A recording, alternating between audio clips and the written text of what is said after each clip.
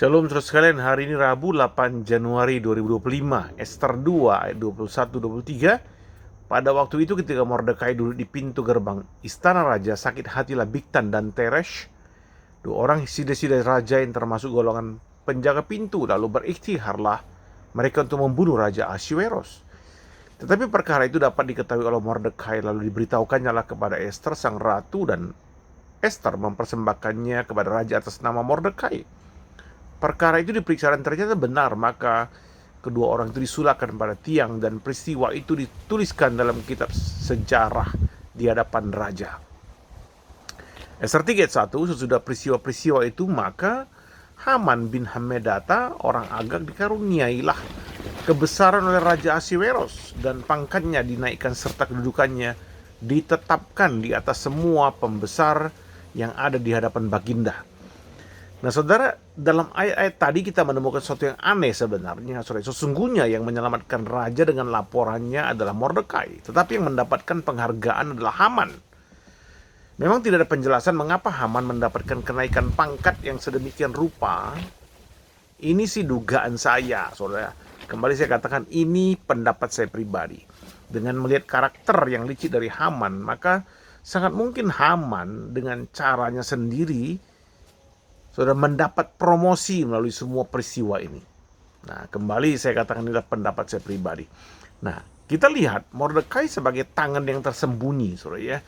Dia tidak mencari nama dengan jalan jasanya itu kepada raja. Saya ingin menghubungkan karakter Mordekai ini dengan Ratu Kamar Gelap atau Sucuan yang saya ceritakan kemarin. Nah, setelah Tuhan menjamah hatinya dalam kebaktian KKR dan menjadi orang percaya kepada Yesus, dia mendapat tantangan kuat dari keluarganya. Bahkan saudara, keluarganya memutuskan mengeluarkan dia dari sekolah Kristen itu. Tapi Sujuan tidak putus asa, saudara, dia terus berdoa dan mengabarkan Injil kepada semua anggota keluarganya. Dan singkat cerita, saudara, 55 anggota keluarganya menjadi Kristen. Nah, suatu hari Sujuan itu terkena penyakit malaria yang aneh, membuatnya terbaring di tempat tidur untuk waktu yang lama. Dia juga mengalami sensitivitas terhadap cahaya dan kebisingan. Nah, tubuhnya tidak bisa terkena sinar matahari. Dia akan merasa sakit sekali, saudara. Ya, oleh karena itu ia harus hidup di kamar yang gelap. Nah, apakah itu membuatnya putus asa atau kehilangan harapan? Tidak juga, saudara ya. Dia menulis berbagai renungan melalui kamar gelapnya. Kok bisa? Ya, karena hanya ada satu lilin kecil di pojok yang menolong dia menulis renungannya, saudara ya. Nah, setelah Perang Dunia selesai, kepala sekolah Kristen yang menjadi mentornya itu mengalami sakit dan harus pulang ke Amerika. Nah, Sujuan itu diajak ke Amerika bersama dengan beberapa anggota keluarganya. Tapi ditempatkan sama, saudara, di Amerika, dia ditempatkan di kamar yang gelap. Nah, itu tidak membuat Sujuan itu berhenti berkarya.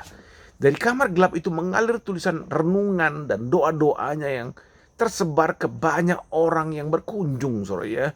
Ribuan orang kemudian mengunjungi selama bertahun-tahun untuk mendengarkan firman dan doa yang dibagikan oleh Sujuan. Berapa lama, saudara ya? 51 tahun. Saudara bisa bayangkan itu. 51 tahun, bukan 5 tahun, saudara. 51 tahun. Saat dia kembali kepada Bapa di sorga, saudara, saat orang membersihkan kamarnya, maka ditemukanlah bertumpuk-tumpuk renungan dan nama-nama orang yang didoakan oleh Sujuan tiap-tiap hari. Hampir semua nama-nama yang didoakannya menjadi percaya kepada Yesus. Saudara, Sujuan terus berada di kamar itu sambil memberitakan firman Tuhan. Sebabnya dia diberi gelar Ratu Kamar Gelap. Saudara, dia tidak melihat orang, dan orang juga tidak melihat dia, saudara ya. Itu tidak penting bagi dia. Yang penting adalah Tuhan yang melihat dia. Sama dengan Mordekai. Bagi dia tidak perlu menonjolkan dirinya lah pahlawan yang sudah menyelamatkan raja. Tidak, Mordekai tidak punya mental seperti itu. Dia tahu Tuhan tidak buta, saudara ya. Saudara, mungkin kita banyak pelayanan seperti itu. Seperti Sujuan, seperti Mordekai. Gak perlu, saudara, kebaikanmu, pelayananmu dipamerkan di depan orang lain. Mungkin juga kita kurang dihargai. Jangan kecewa, saudara ya. Mari tahun ini, tahun yang baru ini, bukan penghargaan dari manusia yang kita cari, yang kita kejar. tapi penghargaan dari Bapa di sorga. Amin, saudara. Tuhan memberkati sekalian.